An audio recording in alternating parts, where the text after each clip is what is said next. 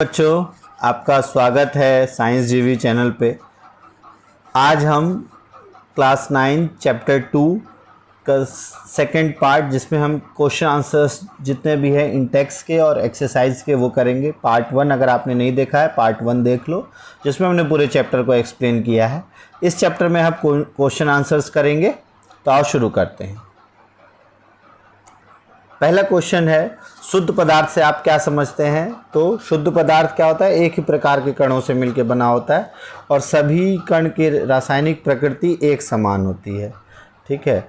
दूसरा क्वेश्चन है इन text question, समांगी और विषमांगी मिश्रणों में अंतर। मेनली दो अंतर आपको आते हैं एग्जाम में पूछने के लिए। तो इनकी बनावट एक जैसी होती है, इनकी बनावट एक समान नहीं होती। दूसरा अंतर इनमें अगर हम देखें तो ये दूसरा अंतर, आप इसका एक एग्जाम्पल दे सकते हो। और ये पूरे समांगी मिश्रण पूरे अपने मिश्रण में एक समान रहता है, विषमांगी एक समान नहीं रहता है। इनको अलग अलग छानन विधि से अलग नहीं किया जा सकता। समांगी को विषमांगी को छानन विधि से अलग किया जा सकता है। फर्स्ट पार्ट में हमने सारा कुछ किया है। अगला क्वेश्चन देखते हैं। अगला है, समांगी और विषमांगी मिश्रण में विभेद करो। वही उसी तरह का क्वेश्चन है, इसलिए इसको ज़्यादा अच्छे से समझाया गया है।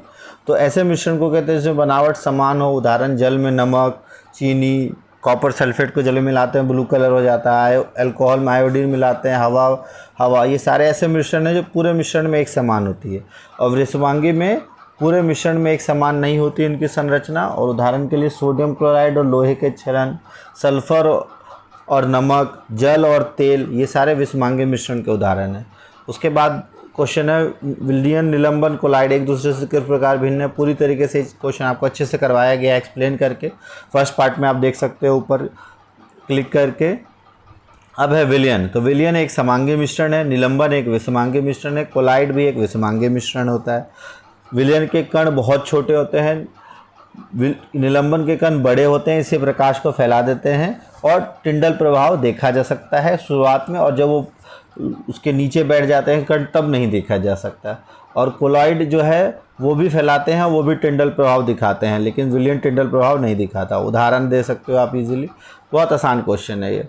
फिर चौथा है, संतृप्त विलयन बनाने के लिए 36 ग्राम सोडियम क्लोराइड को 100 ग्राम जल में घोला जाता है। सांद्रता, तो सांद्रता निकालने के लिए हम क्या करते हैं कि टोटल विलयन का द्रव्यमान, तो विलय पदार्थ प्लस विलायक का द्रव्यमान 136 ग्राम, और जो आपका विलय है उसका द्रव्यमान है 36, तो 36/136 × 100, तो इस तरह से 26.47% इसका सांद्रता आ जाएगी। उसके बाद है पृष्ठ संख्या 6 पे, इसको पृथक कैसे करेंगे। हालांकि ये आपके कोर्स से हट गया है, पृथक्करण की विधि पहले था अब नहीं है। हालांकि इसे आसवन विधि द्वारा, डिस्टिलेशन विधि द्वारा अलग किया जा सकता है, क्योंकि दोनों का अलग अलग होता है क्वथनांक, और क्वथनांक पे हम गर्म करके अलग अलग विधि द्वारा और फिर उसको ठंडा करके हम अलग अलग कर सकते हैं। ये आपके सिलेबस से हट गया, ये क्वेश्चन आपको करने की ज़रूरत नहीं है।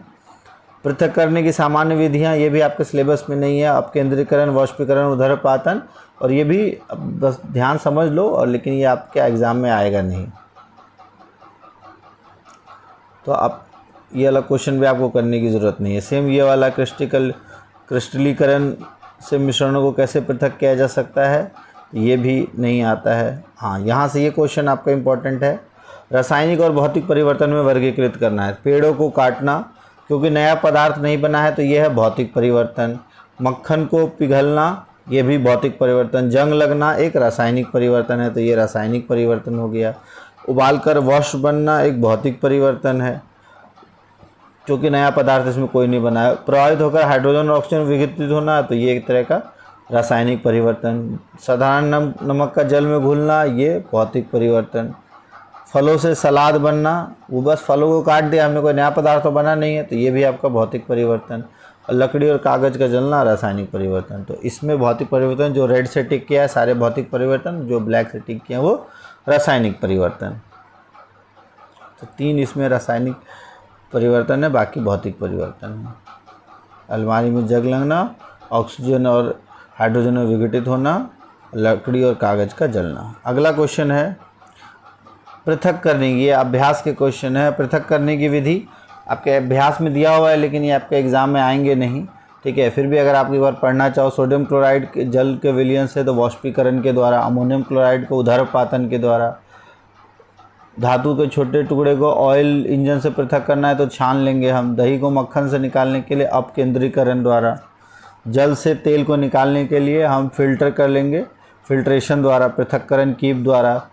चाय से चाय की पत्तियों को छान के द्वारा। बालू से लोहे के पिनों को चुंबक के द्वारा। भूसे से गेहूं के दाने हवा के द्वारा या फटकने के द्वारा। और पानी में तैरते हुए महीन कण को पॉलिश करना अपकेंद्रीकरण। और पुष्प की पंखड़ियों से विरंजक चूर्ण को क्रोमेटोग्राफी। तो ये टोटल आपके जितने भी हैं इसके आपके आंसर यहाँ दिए हुए हैं। अब ये क्वेश्चन है, ये क्वेश्चन इंपॉर्टेंट है कि चाय तैयार करने के लिए किन किन चरणों का प्रयोग करेंगे। सबसे पहले आपको पता है चाय के लिए आपको क्या चाहिए, पानी। तो पानी सबसे पहले आता है विलायक। विलायक में आप क्या मिलाओगे, विलेय, ठीक है। और विलेय जो है वो क्या होगा, घुलेगा, ठीक है। और जब घुलेगा और घुलनशील होगा, घुलना, और फिर उसके बाद बन जाएगा विलयन। और विलयन के बाद आप उसको क्या करोगे, फ़िल्टर करोगे तो घुलनशील पदार्थ और अघुलनशील पदार्थ अलग अलग हो जाता है। तो इस तरह से आपको इसको एक्सप्लेन करना है।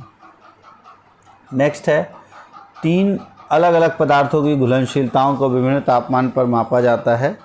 और इसमें आपको बताना है कि संतृप्त विलयन बनाने हेतु पर्याप्त है, इसमें दर्शाया गया है।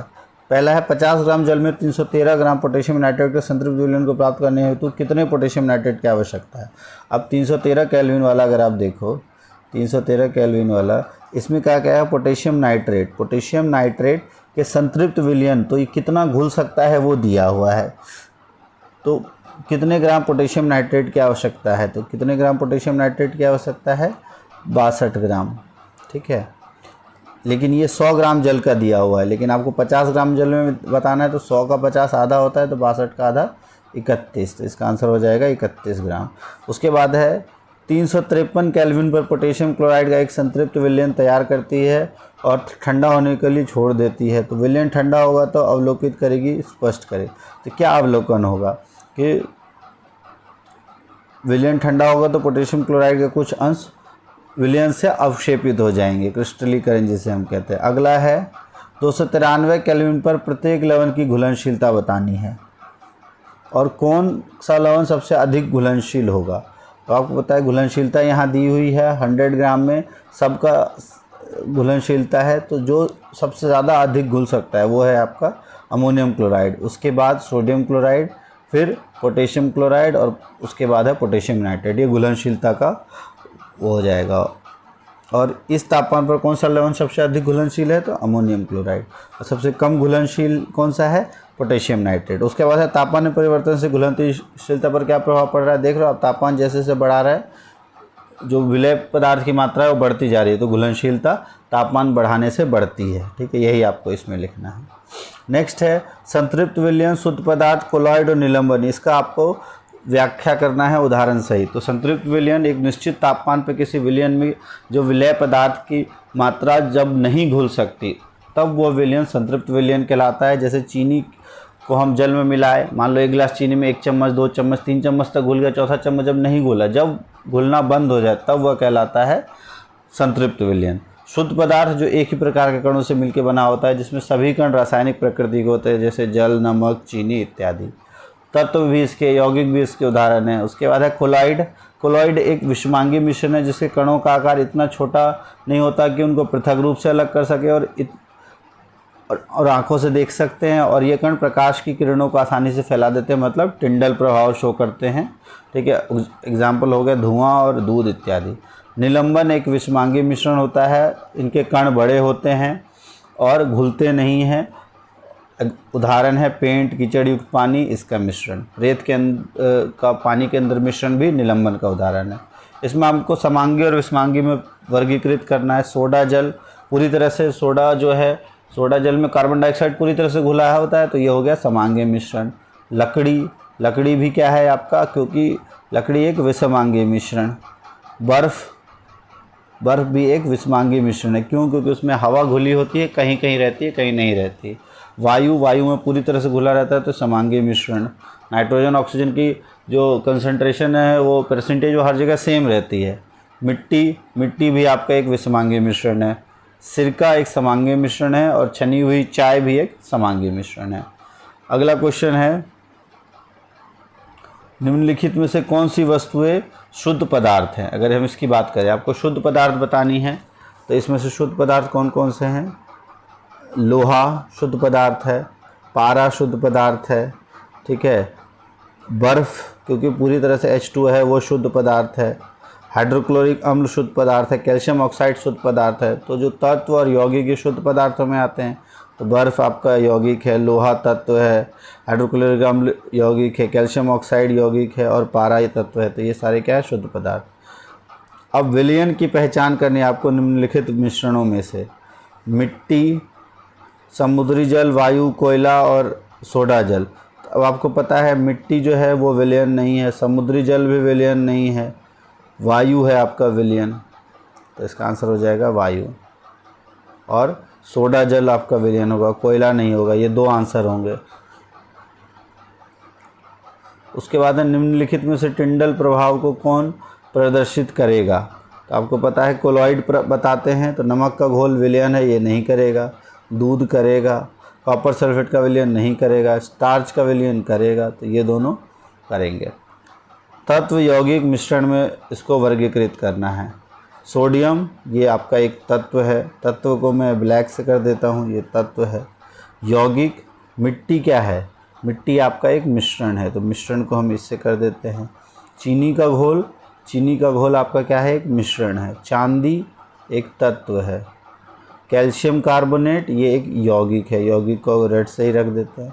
टिन, टिन क्या है? आपका एक तत्व है, तो टिन आपका एक तत्व है। सिलिकॉन एक तत्व है। कोयला एक आपका तत्व है, यौगिक है कोयला। कोयला क्या है? यौगिक, ठीक है, जिसे हम यौगिक कहते हैं, तो ये यौगिक आपका इससे।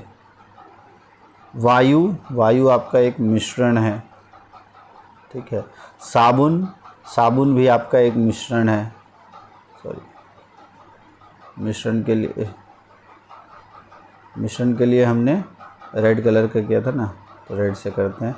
ये मिश्रण है, ये भी मिश्रण है। मीथेन आपका एक यौगिक है। कार्बन डाइऑक्साइड ये आपका एक यौगिक है। रक्त ये आपका एक मिश्रण है। तो इस तरह से तत्व में सोडियम, चांदी, टिन और सिलिकॉन, यौगिक में कैल्शियम कार्बोनेट, मीथेन और कार्बन डाइऑक्साइड, और बाकी सभी आपके मिश्रण हो गए। अब इसमें बताना है कि इन सब में भौतिक परिवर्तन और रासायनिक परिवर्तन कौन कौन से हैं। तो रासायनिक परिवर्तन है पौधों की वृद्धि, बिल्कुल पौधों में वृद्धि होती है तो नया वो बनता है, तो ये रासायनिक परिवर्तन है। लोहे में जंग लगना रासायनिक परिवर्तन है, लोहे में जंग लगना ये फिर से हो गया। भोजन का पाचन रासायनिक परिवर्तन है। जल से बर्फ़ ये नहीं है। मोमबत्ती का जलना ये भी नहीं, ये लोहे और बालू का मिलना भी नहीं है। अब मोमबत्ती का जलना देखो, ये रासायनिक परिवर्तन है या नहीं है? तो ये रासायनिक परिवर्तन है। क्यों? क्योंकि मोमबत्ती जब जलती है तो उससे ऊर्जा और प्रकाश दोनों निकलता है। मोम का पिघलना भौतिक परिवर्तन है, लेकिन साथ में साथ कुछ मोम जलती भी है और उसके अंदर जो बाती है वो भी जलती है, तो इसलिए ये एक रासायनिक परिवर्तन है। तो इस तरह से ये आपके इंटेक्स के क्वेश्चंस थे, तो ये आपने कर लिए, और नहीं किए तो इसको कर लेना, और अगर कोई डाउट हो तो पूछ लेना। तो ये पार्ट 2 जिसमें हमने सारे क्वेश्चंस कर लिए, इसको अच्छे से आप कर लो। कोई डाउट हो तो आप कमेंट बॉक्स में लिखो, और अगर आपको अच्छा लगा हो तो भी कमेंट बॉक्स में लिखो। कोई सजेशन हो तो भी आप लिख सकते हो। अब 2 चैप्टर आपके हो गए हैं, फर्स्ट और सेकंड, इसके सारे थ्योरी और क्वेश्चन आंसर्स कंप्लीट हो चुकी है, ठीक है। और इस वीडियो को अपने दोस्तों तक शेयर करो, लाइक करो, शेयर करो। Thanks for watching.